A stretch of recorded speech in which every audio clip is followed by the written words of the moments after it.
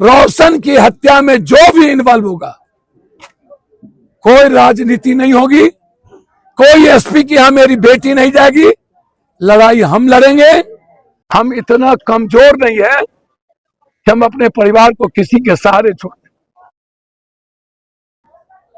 भरत तिवारी को जितना पैसा देगा ना एसटीएफ को बचाने के लिए मुख्यमंत्री जी, उससे ज्यादा औकात है हमको देने की। यदि वो 50 लाख देगा, समझौता नहीं किया भरत तिवारी का परिवार, तो हम 1 करोड़ दें। रोशन की हत्या में एक गहरी साजिश है, जिसमें ललित जी, उनके भाई मिथिलेश और थाना प्रभारी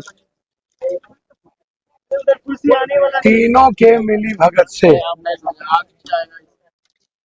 इस बच्चे की जान गई। लॉ कहता है कि 4 दिनों तक किसी को थाना में नहीं रखा जा सकता। 4 दिनों के बाद वो 5 घंटा के लिए उनको छोड़ा। रोशन अपने ननिहाल गए। ननिहाल में रोशन ने अपनी सारी आपबीती बताई कि उनको बिजली के द्वारा करंट, रिवॉल्वर के साथ फोटो और सारी यातनाएं दी गई। पहले कभी उस पर केस नहीं था, कभी वो जेल नहीं गए थे। 19 वर्ष का बच्चा था, एक ही भाई था, गरीब परिवार है, अपने चाचा के घर में रहता है और किसी भी तरह की क्रिमिनल एक्टिविटीज में उनकी भूमिका नहीं है।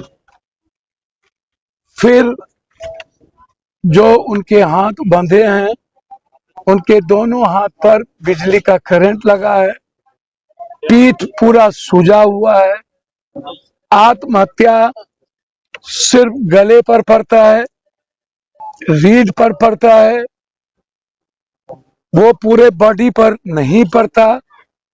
हमने पूरी बॉडी को देखा, लगभग बॉडी पर चोट थी, घुटने पर चोट है, पैर के निचले पोदान पे चोट है। तो जब वो कुछ भी नहीं था और ललित जी, मिथिलेश जी के भट्टे पर वो जाते थे, जबरदस्ती उस बच्चे को वहां पर बुला करके अपने कार्यों में वो लगाते थे। जब वो थाना में ले जाया गया, उनकी बहन वहां गई तो उनकी बहन को कहा गया कि तुम्हारा भाई को तो मरना ही है, मिथिलेश जी के द्वारा। फिर ललित के पास गए तो ललित जी ने कहा तो और भाई तो जेल जेबेटा करता। बाद में कहा 60-70 हजार रुपया यदि दोगे तो डायरी को कमजोर करवा दे। आप इस बात को समझिए कि मारने की साजिश पहले ही पटकथा बहुत पहले बाहर में ही लिख दिया गया था और फिर थाना को खरीद कर उन्हें थाने में रखे गए, पिटवाया गया, मरवाया गया। बुरे तरीके से पहले ही रोशन का पूरी शारीरिक रूप से टॉर्चर कर दिया गया था। जबकि रहिका थाना के अंदर में एक गांव नहीं आता, उनका घर उनका अरेर में आता। जब वो निकले तब वो अपने ननिहाल के घर में गए। फिर उसकी गिरफ्तारी हुई और 3 तारीख को उनको जेल भेज दिया गया। जेल जाने के बाद बुरे तरीके से जो मरवाया गया, उनको मारा गया, उसमें उनकी सही तरीके से इलाज नहीं हुआ और बिना किसी गलती के समय समय पर भीतर के क्रिमिनल के द्वारा भी और भीतर के सिपाही के द्वारा भी।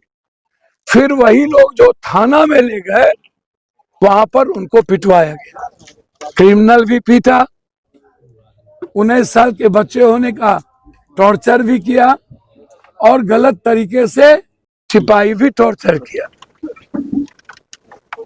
उनके बच्चे 10:30 बजे दिन में मरे और परिवार को रात के 10:30 बजे खबर किया गया। पुलिस वाले उनके लाश को लाके ऊपर में रख दिया। अब आनन फानन में 3 बजे कोई पोस्टमार्टम नहीं होता।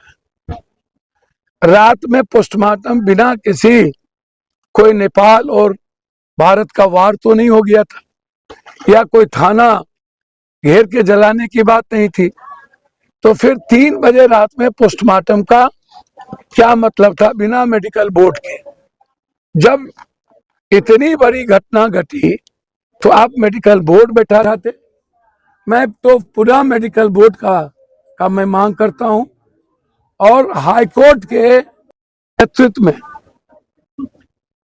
जांच की मांग करता हूं। मैं 2-3 पॉइंट कह के अपनी बात खत्म करता हूं। पहला तो पूरी तरीके से ललित जी एक बड़े राजनीतिक परिवार के रिश्तेदार हैं और उनके फोन के कारण अभी तक थाना प्रभारी सस्पेंड नहीं हुए, जबकि थाना प्रभारी को डिस्चार्ज हो जाना चाहिए। अभी तक कॉन्स्पिरेसी में ललित और मिथिलेश को 302 का मुकदमा बनाना चाहिए। हर परिस्थिति में थाना प्रभारी को जेल भेजना चाहिए और इंक्वायरी सेटअप करके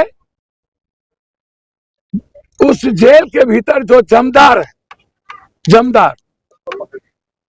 और दोनों पालिका जो भीतर जमदार है और वार्ड में, उस तीनों को अभी तक सस्पेंड करना चाहिए, जमदार। अब सवाल उठता है कि इतनी बड़ी घटना के बाद सरकार को मुआवजा देना चाहिए था। जेल में मरे कम से कम 50 लाख रुपया, परिवार गरीब है, सरकार ने मुआवजा नहीं दी और सब आरोपी आंसू बहाने चले गए आए। हमने ये 2 बेटी की नौकरी, मैं आपको वादा करता हूं हर परिस्थिति में सरकारी नौकरी दे पाऊंगा या नहीं। यदि बीपीएससी की ये बच्ची दौड़ेगी, हर महीने जितने दिनों तक ये पढ़ेगी उसकी जिम्मेदारी, दोनों की शादी की जिम्मेदारी। आज 1 लाख रुपया उस परिवार को हमारे तरफ से मदद मिली, हमारे तरफ से मिल गया, मिलेगा नहीं, मिल गया, दे दिया। 1 लाख रुपया उस परिवार को दे दिया गया। उन दोनों की बेटी की शादी पप्पू यादव की तरफ से, जब तक पढ़ेगा हम उनकी पढ़ाई करेंगे।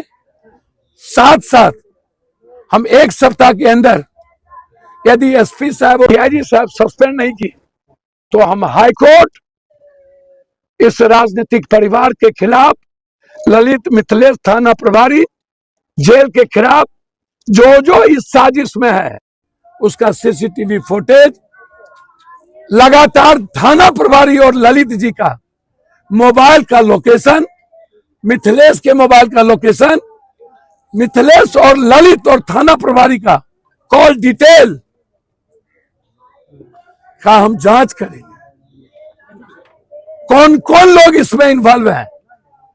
रोशन की हत्या में जो भी इन्वॉल्व होगा, कोई राजनीति नहीं होगी, कोई एसपी की यहां मेरी बेटी नहीं जाएगी, लड़ाई हम लड़ेंगे। हम इतना कमजोर नहीं है कि हम अपने परिवार को किसी के सहारे छोड़ दें।